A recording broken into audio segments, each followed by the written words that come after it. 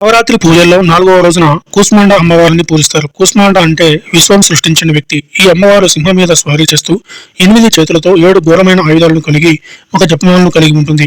కూస్మాండ అమ్మవారు మొత్తం విశ్వం యొక్క మూలకర్త అయిన కారణంగా ఆదిశక్తి అని కూడా పిలుస్తారు. ఈ అమ్మవారు సూర్య భగవానుడు నివాసం ఉంటుంది. అందువల్ల విశ్వంలో నుండి వచ్చే అన్ని చీకట్లను తొలగించి అద్భుతమైన మార్గాన్ని చూపిస్తుంది. కూస్మాండ అంటే చిన్న గుడ్డుగా సూచించేటువంటిది. కూస్మాండ అమ్మవారి ఈ మొత్తం సృష్టిని చిన్న గుడ్డులా సృష్టించబడిన తర్వాత అందులో నుంచి విశ్వం అనేది ఆవిర్భవించింది. ఈ అమ్మవారి సూర్యదేవుని స్వయం ప్రకాశితంగా వెలుగునిచ్చే శక్తిని ప్రసాదించింది. ఆ తల్లి చిరునవ్వే మన జీవితంలో ఆనందభరితమైన యోగాన్ని, శక్తిని కలుగజేస్తూ అన్ని వైపుల నుంచి ఆశలను, ఆశీర్వాదాలను కలుగజేసేదిగా ఉంటుంది. ఈ అమ్మవారు సూర్య భగవానునికి శక్తిని కలుగజేసి మార్గ నిర్దేశకత్వం చేస్తూ సూర్యుని పరిపాలిస్తుంది.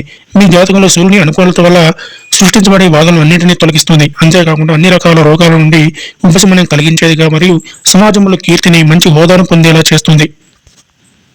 కూస్మాండ అమ్మవారిని ఆరాధించడానికి అత్యంత పవిత్రమైన పువ్వులుగా ఎర్ర రంగు పువ్వులను ఉపయోగిస్తారు.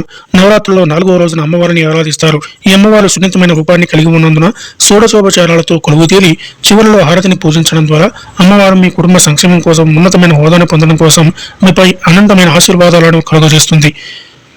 కూస్మాండదేవి మంత్రాలు: ఓం దేవి కూస్మాండాయ నమః, ఓం దేవి కూస్మాండాయ నమః. సురా సంపూర్ణ కలశం రుద్రురప్రతమే చ దదాన హస్తపద్మాభ్యాం కూస్మాండ సుధామస్తుమే.